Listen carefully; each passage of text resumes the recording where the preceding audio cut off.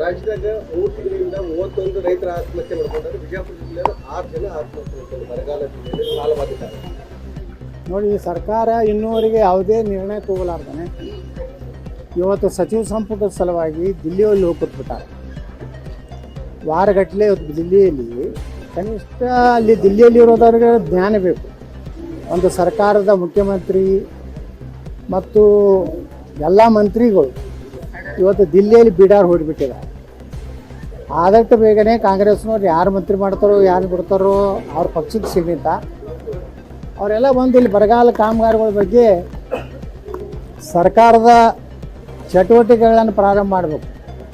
ಜಿಲ್ಲಾ ಉಸ್ತುವಾರಿಗಳು ಇದ್ದಾರೆ, ಅವರು ಕನಿಷ್ಠ ವಾರದಾಗ ಒಂದು ದಿವಸ ಕೊಟ್ಟು ಈ ಒಂದು ಬರಗಾಲದ ಜನರ ಸಮಸ್ಯೆ ತಿಳ್ಕೊಂಡು ರಾಜ್ಯ ಸರ್ಕಾರ ತನ್ನ ಜವಾಬ್ದಾರಿಯನ್ನು ಮಾಡಬೇಕು. ಬರೀ ಕೇಂದ್ರದ ಮೇಲೆ ಟೀಕೆ ಮಾಡೋದಲ್ಲ, ಕೇಂದ್ರ ಸರ್ಕಾರನೂ ಮಾಡಬೇಕು, ಅದರದ್ದು ಜವಾಬ್ದಾರಿ ಇದೆ. ಆದರೆ ಸರಿಯಾಗಿ ಸಂಘರ್ಷ ಹಾದಿ ಹಿಡಿಲಾರ್ದೇ ನಿಜವಾದಂಥ ರೈತರಿಗೆ ಬರಗಾಲದ ಒಂದು ಪರಿಣಾಮದಿಂದ ಇವತ್ತು ಏನು ರೈತರು ಆತ್ಮಹತ್ಯೆಯನ್ನು ಮಾಡ್ಕೋತಾ ಇದ್ದಾರೆ.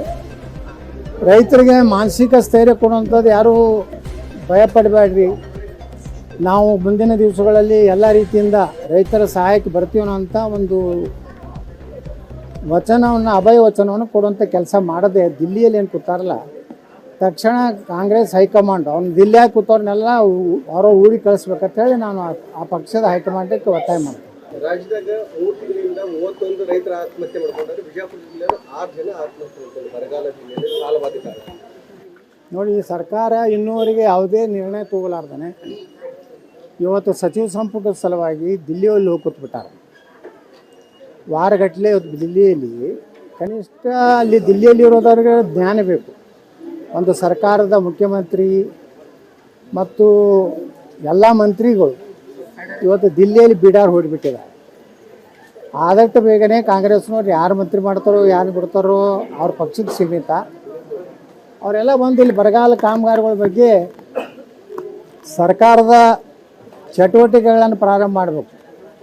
ಜಿಲ್ಲಾ ಉಸ್ತುವಾರಿಗಳು ಇದ್ದಾರೆ, ಅವರು ಕನಿಷ್ಠ ವಾರದಾಗ ಒಂದು ದಿವಸ ಕೊಟ್ಟು ಈ ಒಂದು ಬರಗಾಲದ ಜನರ ಸಮಸ್ಯೆ ತಿಳ್ಕೊಂಡು ರಾಜ್ಯ ಸರ್ಕಾರ ತನ್ನ ಜವಾಬ್ದಾರಿಯನ್ನು ಮಾಡಬೇಕು. ಬರೀ ಕೇಂದ್ರದ ಮೇಲೆ ಟೀಕೆ ಮಾಡೋದಲ್ಲ, ಕೇಂದ್ರ ಸರ್ಕಾರನೂ ಮಾಡಬೇಕು, ಅದರದ್ದು ಜವಾಬ್ದಾರಿ ಇದೆ. ಆದರೆ ಸರಿಯಾಗಿ ಸಂಘರ್ಷ ಹಾದಿ ಹಿಡಿಲಾರ್ದೇ ನಿಜವಾದಂಥ ರೈತರಿಗೆ ಬರಗಾಲದ ಒಂದು ಪರಿಣಾಮದಿಂದ ಇವತ್ತು ಏನು ರೈತರು ಆತ್ಮಹತ್ಯೆಯನ್ನು ಮಾಡ್ಕೋತಾ ಇದ್ದಾರೆ.